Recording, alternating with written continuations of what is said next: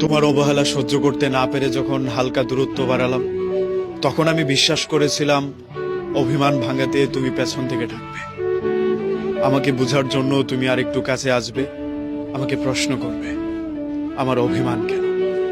কিন্তু আমার ভাবনাগুলোকে তুমি ভুল প্রমাণ করে দিয়ে আমার থেকে দূরে সরে গেলে। আসলে আমরা সবসময় যা ভাবি তা হয় না, তা হওয়ারও না, এটাও আমি জানি। কিন্তু আমার ভাবনাগুলোকে তুমি নিতান্তই ভুল প্রমাণ করলে। আমি ভেবেছিলাম আমার অভিমান কাটানোর জন্য যেহেতু আমি আড়ালে চলে গিয়েছি, তুমি আমার রাগ ভাঙাতে যাবে। কিন্তু আমি এটা ভেবেই ভুল করেছি তুমি আমাকে পেছন থেকে ডাকবে। আসলে সবাই সেই কপাল নিয়ে জন্মায় না যে তার রাগ ভাঙানোর জন্য কেউ একজন পেছন থেকে ডাকবে, তাকে ভরসা দেওয়ার জন্য কাঁধে কেউ হাত রাখবে, তার নিঃসঙ্গ রাতকে কেউ সঙ্গ দেবে, তার বিরহগুলোকে কেউ ভাগাভাগি করে যন্ত্রণা কমিয়ে দেবে।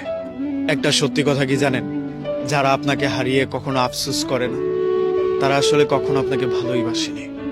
তাই সব মানুষের জন্য কষ্ট না পেয়ে নিজেকে ঘুরে দাঁড়ানোর আরেকটা প্রস্তুতি নিন।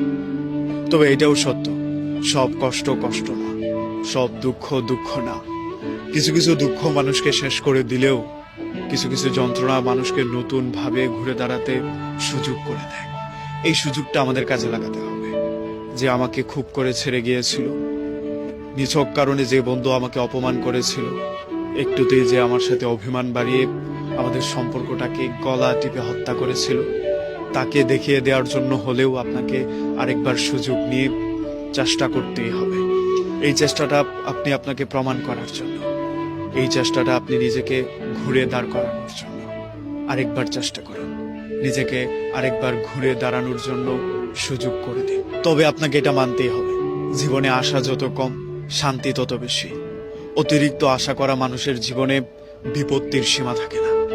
তবে এটা ভাবলেও কষ্ট লাগবে আপনার, যে মানুষটার কাছে জীবনের সব ধরনের গল্প করা যায়, সুখের দুঃখের, ভালো থাকা মন্দ থাকা সবকিছু, সেই মানুষটার কাছ থেকে পাওয়া কষ্টের গল্প সেই মানুষটাকে বলাই যায় না। তবে যাই করেন না কেন, জীবনে যা কিছু আপনি জমিয়েছেন, যত গল্প জমিয়েছেন, যত প্রেম জমিয়েছেন, এসব কিছু ভাগ করলে আপনি দুইটা জিনিস পাবেন। মানুষের কাছ থেকে পাওয়া জ্ঞান, আরেকটা হচ্ছে প্রেম।